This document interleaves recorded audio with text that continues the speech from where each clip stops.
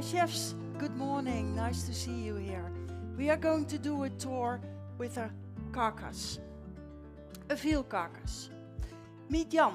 Jan is a master butcher and Jan is a senior welfare officer. But above all, he's a meat lover. And Edgar, nice to have you here. Yeah, thank you, Patricia. For the third time we are here on stage. Absolutely. So you are going to take us for a culinary tour based on all the products that Jan is going to debone, aren't you? Yes, actually, welcome chefs. Thank you very much for having us back again. Thank you, Andy, for giving us the stage again, Worldchefs. We are here and we're going to give you a small tour around the carcass, and I will try and explain some things that you see and some culinary tips. Of course, you know, the culinary tips could be tremendous, and there is not enough time to tell you everything, but we hope we can give you some good insight and to give you some ideas that you see our fantastic quality veal which we are preparing, which we are showing you, which Jan is deboning, and you can see all the wonderful wonderful cuts of veal.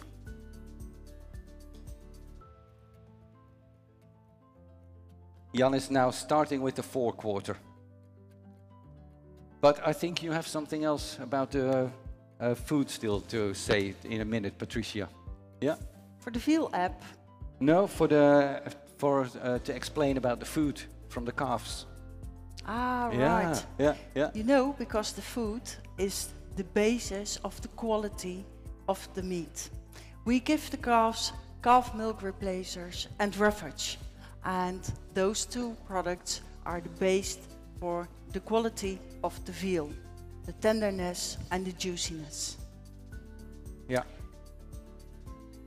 It's also made in-house. By the fact that we made it in-house, we can give food safety. And I see some comfort food. Yes, comfort food. Well, we all know the ragu, which we can make, you know. Some of the things that you can do with the forequarter that Jan is doing all takes longer preparations. So we use it in stews, we use it in ragus, pot-au-feux, or you can do it sous vide, you know, which is very popular nowadays. But of course, you know, you can also do it in a brine, or you can dry salt it, you can cure it that way. Wonderful preparations for the forequarter, which are fantastic. Another thing about the forequarter is that the meat from the forequarter is actually what we call the working meat. This is where the calf does the most work.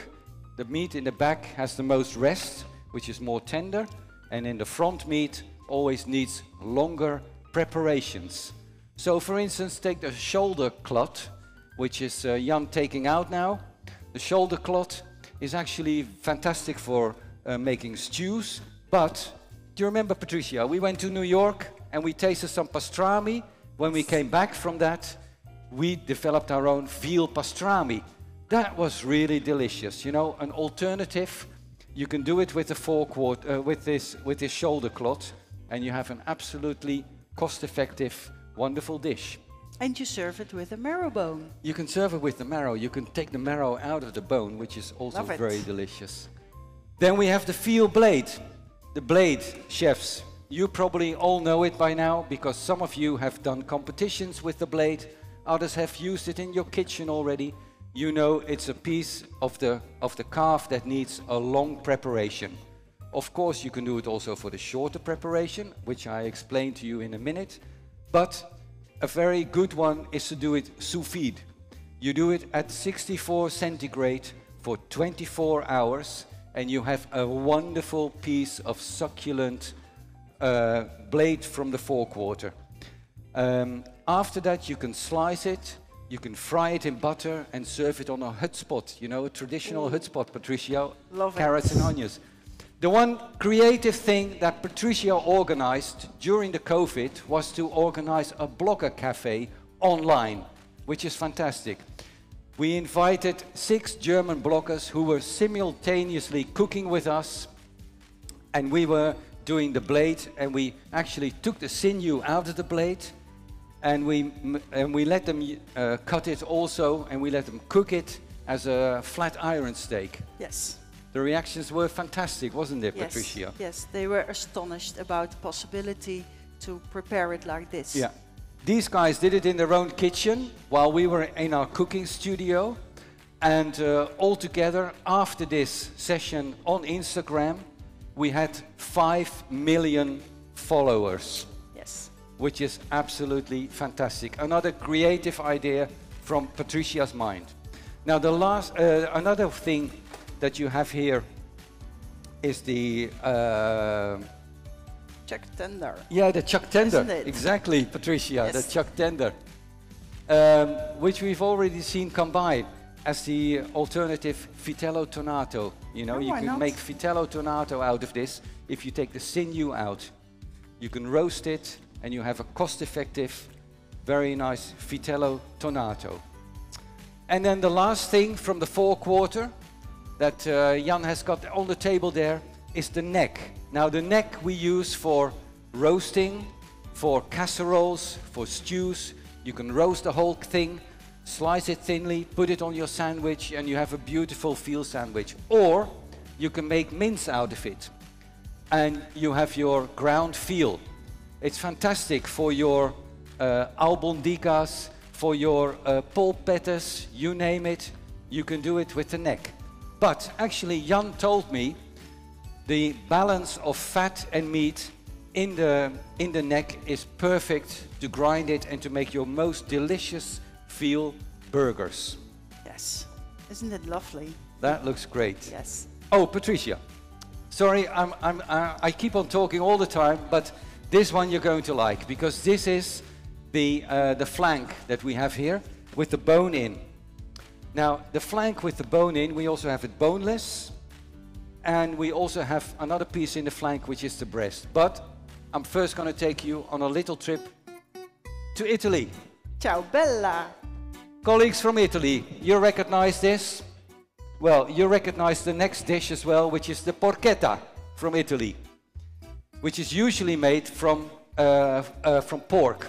We actually made an alternative, and we used the veal for it. So we used the veal flank, and I was inspired by a Dutch chef who is a very great chef and who has Indonesian roots, and she actually inspired me to make a bumbu for the porchetta. So I took my bicycle and I went through Amsterdam. I cycled through Amsterdam. I went to the market and I thought I need some fresh ingredients for this bumbu, which is a mix of vegetables and of spices, and it's really nice. You put your ginger, your laos, your lombok peppers in it, and maybe you put some sweet onions in it, some fennel, lots of garlic, and also some curcuma, which is your favorite, isn't it, Patricia? I love it. Yes. And then you mix all that with some dried spices, for instance, some nutmeg, some cloves, and then I took it to my brother, Michel. Michel, he's the 4th generation in our family of butchers. Now he was actually preparing this in his butcher shop for us, like Jan is doing now. He's cleaning off the flank, and then we actually put the bumbu in the oven, so all the beautiful fragrances came out of it, and we ground some neck. We mixed it with a bit of cream, and then we mixed it with some fresh herbs, some parsley, some coriander, some chives in it. Mix all that together. He's doing it with his hands because he's a butcher, you know, and he's working with the hands. And then put it onto the flank. Only a little bit of salt. We always prefer to cook with a little bit of salt, and we let the guests add more salt if they want to, because we want to bring out the most flavor of the meat, and in this case the bumbu in its on the flank. Now, of course, because we were talking about Italy, we put some taggiasche olives on it, which is, you know, the tradition from Italy, and we put some spinach leaves on it. And then after that, Michel is going to, my brother is going to roll it up, and you can see it live here on the stage by Jan, who is sharpening the knives. There goes an olive. Oh, there goes an olive. Yeah, exactly. He's rolling it up, And this is why I asked my brother as well, because you can see how he is tying up the whole the flank, you know, which is, we chefs, we can do it, but we do it in not in such a good fashion like a real butcher. And I think this is the way it's done, isn't it? Yeah, that's the way it's done. Yeah. By the way, I love the black string. Okay, then he covers it with some oil because we're going to roast it in the oven, and we want to give it to the Maillard tasting, the roasting taste. So he really rubs it in with the oil, and then we put the oven on a high temperature. What is a high temperature? A high temperature for this would be 240 degrees centigrade. That's so high. we first really sear it off to give it coloring and to give it the Maillard effect, because after that we're going to do it on a low temperature, and we're going to cook it on a low temperature to make sure that it is nice and pink.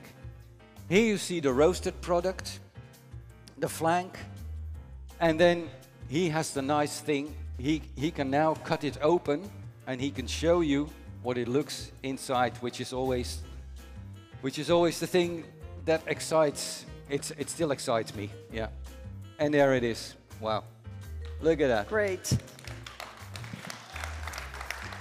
We were absolutely happy with it. Yeah, look, the brotherhood, eh? Michelle's preparing the veal, Edgar is cooking it. Just a quick question. What was the core temperature? 72. Okay, great. He's a proud man.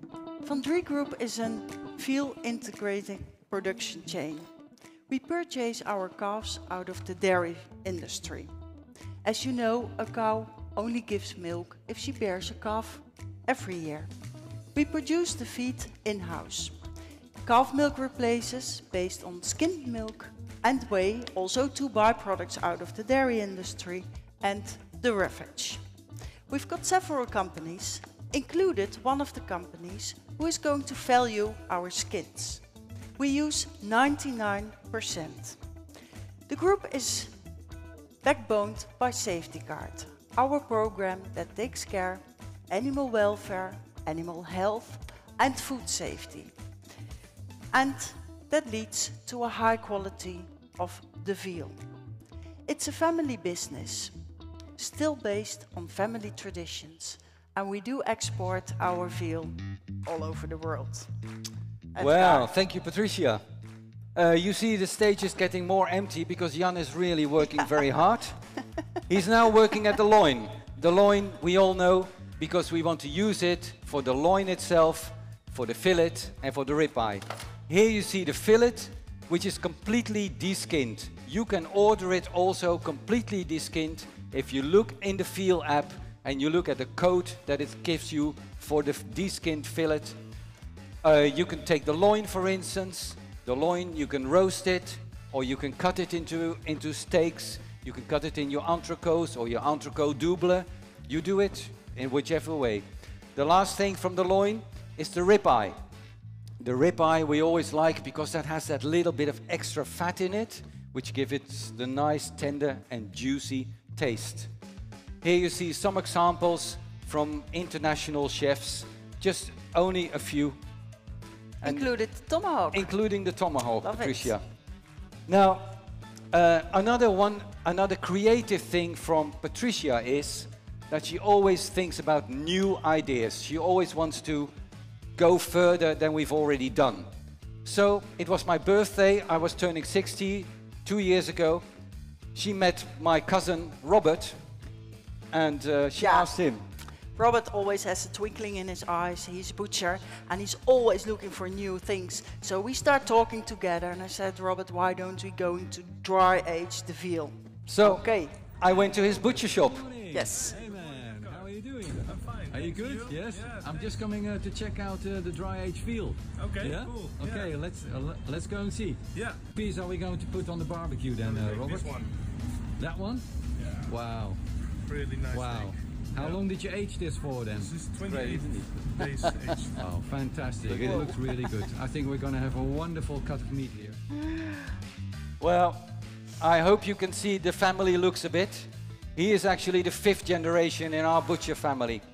Anyway, his process was how to make dry age. He first wrapped it in some muslin cloth, and before that he drenched the muslin cloth in alcohol-free wine, because we slaughter all our calves halal, so we have to keep it halal. So we do alcohol-free wine, cover it, then take the cover off after a week and let it dry for 2 more weeks. The acidity gives a really nice flavor to the veal. Actually, what we did then is we presented it to the board of directors, and it was also picked up by Saisonnier. The Saisonnier is a magazine from the Benelux and also in France, and Edwin Loos, the director of it, the owner, he spotted it and he asked us to come and make this for the Worldchefs in his garden. So that's where Patricia and I went, and we did a filming there of the whole dry aging process. Now, aging process is important for meat. You all know, chefs. Dry aging would be an absolute asset to try once with your veal as well, because it gives absolutely good tastes, and it gives more depth. It gives a completely different character to your veal. Another good thing is that on the front row here is Paul Beltman. He is one of our salesmen, and he is actually saying that the Veal Cuts app really works well. You can download it on Android, on Apple, and all the numbers correspond exactly with the cut that you choose, which is really what you want in your kitchen. And we made a book, Veal the Book. The book with the history of the veal sector, and also we flew around the world to invite chefs to share the dishes with veal to us. It's available on the internet in English and German and in the French language. Yeah, Just it's really have a look. great. It's fantastic. Yes. Oh, here you go. Jan is taking the heavy load now. He's going for the hind quarter. The hind quarter he has there on the table, which has the top bit, the rump, and the Van Drie group splits it up in 15 different cuts. With skin on, without the skin, you name it, we do it. As long as it's veal. Yeah? As long as it's veal. As long as it's veal. Now, here we start with the hind shank. The hind shank you can roast as a whole hind shank. I did it once for Ragnar, and which is about 10 years ago already, and it was really fantastic. You can brine it, or you can cure it and then roast it afterwards. Or another thing you can do, of course, the ossobuco. Our Italian colleagues, they would agree with me that the only ossobuco comes from the veal shin, so from the veal shank, and that's here you see some examples from ossobuco that some Italian chefs sent to us. But another nice thing that we have is a speciality from nagelhout. Nagelhout. No, wait a minute. The Silverside. Oh no, we first go to Germany. Yeah. The schnitzel. I went to Germany and I asked the butcher for a schnitzel, and he caught from the top side a big schnitzel for me, and he said the only Wiener Schnitzel comes from the top side of the veal. Here we have the Silverside. Silverside, nice for roasting.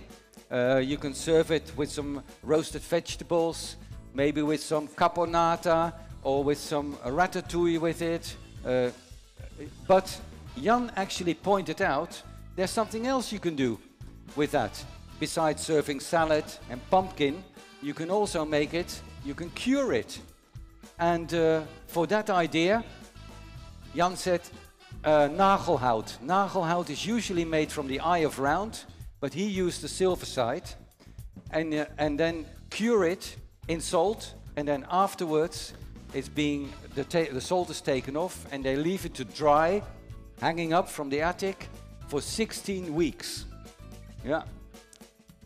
And then after it's dried, you can slice it very thinly, like carpaccio, for instance, or a fine charcuterie.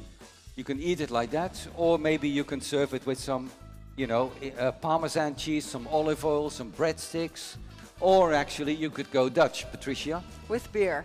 With beer, absolutely with beer, yeah. And then you could serve it on a crostini, for instance, put some mustard sauce on it, or you can serve a lentil salad with it.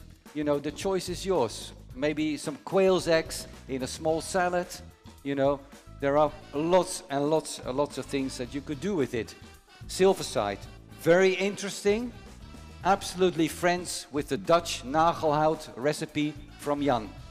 You can ask him afterwards about the recipe. That's nice. Are you doing well, Jan? Yeah! Whoa! Fantastic, isn't he?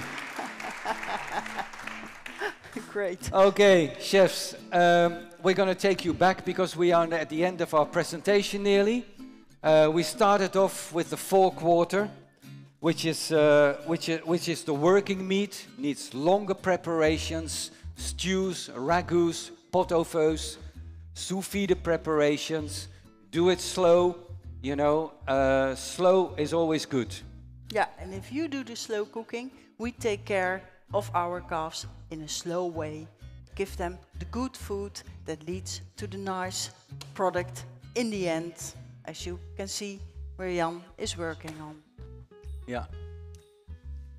Take it easy. Yeah, take it easy, take it slow, exactly. Go slow. We talked about the blade that you can use for slow preparations, for instance, sous vide, or you could take out the sinew in the middle and you can cut it into steaks and then grill them or fry them in butter very quickly, just like a normal steak, very cost effective on your menu. And then we shown you the flank, and we made our alternative porqueta, which my brother does here again very quickly in double tempo, just to show you how easy it's done. And then you make your own boombo and you wrap the whole flank up, you roast it in the oven, and you could either slice it thickly and serve it as a dish, or you can slice it thin. We talked about the loin, about the dry aging, Yes. which is really interesting to do for you. And we talked about the hindquarter. The hindquarter, we had the ossobucos on that, and after the ossobucos, we went to Germany, I think, and we had the schnitzels. That's right. The schnitzels from the top side, and then there they are again. The German schnitzels, always very popular, and we ended with Jan's nagelhout. We can imagine that you're curious about our veal. We've got a surprise for you. Chef Philip and his team is preparing the lunch tomorrow with our veal. We invite you to taste it. Thank you for your attention. It was nice to be here. Enjoy your day. Thank you, chefs. Thank you. Thank you very much.